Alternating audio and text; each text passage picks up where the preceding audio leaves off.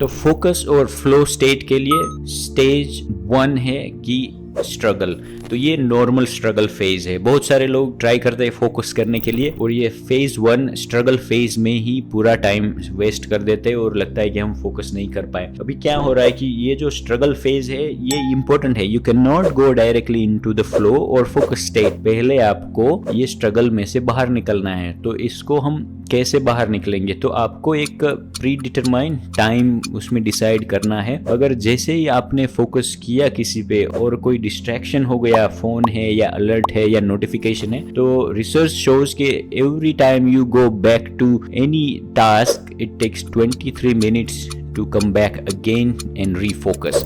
तो इसमें ज़्यादा टाइम वेस्ट हो जाता है। तो ये जो स्ट्रगल फेज है उसमें से बाहर निकलने के लिए हमको डिस्ट्रैक्शन को कम करना है and then you just need to think about for 4 to 5 minute as a warm up. तो वार्म अप में क्या करना है कि आप कोई भी टास्क करने वाला है उसके बारे में सोचना है। और ये स्ट्रगल फेज इसलिए इम्पोर्टेंट है कि इसमें स्ट्रेस हार्मोन सब रिलीज होते हैं, नोरेपिनेफ्रिन रिलीज होते हैं, कोर्टिजोल रिलीज होता है। तो उसकी वजह से एक जो इफेक्ट आती है उससे आपका ये स्ट्रगल फेज शुरू होता है and you are trying to warm up. Starting में जैसे हमने देखा था कि नोरेपिनेफ्रिन, एसिटाइलकोलाइन एंड डोपामिन, ये 3 हार्मोन हमको चाहिए फोकस के लिए। सो स्ट्रगल फेज में नोरेपिनेफ्रिन, कोर्टिजोल रिलीज होता है जो होना चाहिए। Struggle is very important part of the stage for the focus and this is where you can warm up and try to create the activity and think about it for 4-5 minutes, and that's where you are warming up for yourself. You are struggling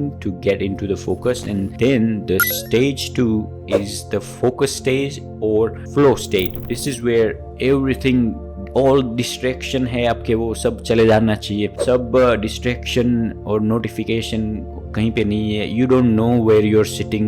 Time flies like you're like doing everything in a few hours, but it feels like so many things done, and that's what the flow state is. This usually produces theta waves in the brain, and brain is so effective and efficient to finish all the tasks. और आपका जो ये razor sharp focus है इसमें आप थोड़े ही minutes में बहुत सारा काम डन कर सकते हैं। और ये stage usually most of the people can do up to 90 minutes, and we don't expect you to do more than that because उसके बाद में ब्रेन को रेस्ट चाहिए। Then the third step starts is called recovery.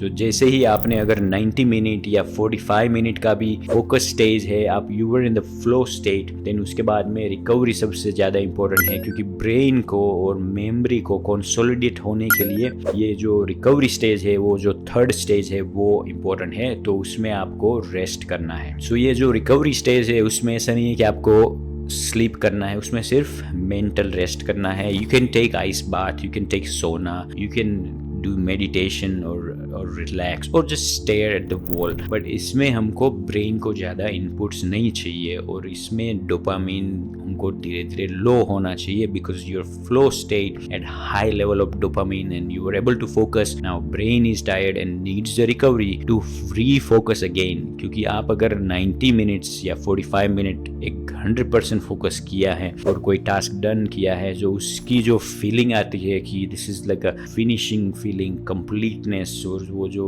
एक satisfying feeling है, वो recovery stage से ही आती है। Otherwise you will keep feeling tired, you won't be able to refocus again in the next task, and this is how we can follow. So try to get these 3 steps done for any task and see the result. Mostly recovery stage में आपको parasympathetic nervous system activate होती है और उसके बाद में आपको satisfying और relaxation जो feeling आती है और वो जो अच्छी tiredness वाली feeling है, उसके लिए हमको rest चाहिए, उसके लिए recovery चाहिए, and this is where you feel complete. अगर आपको क्रिएटिन के बारे में और वीडियो देखने हैं तो I have created one video about importance of creatine on not only just the muscles but other part of the body like diabetes और ब्रेन फंक्शन। सो ये वीडियो लिंक में देखिए जहाँ पे आपको ये एक्स्ट्रा इन्फॉर्मेशन मिलेगी जो मोस्टली कहीं पे नहीं मिलेगी आपको। एंड आपको अगर ये कंटेंट अच्छा लगता है देन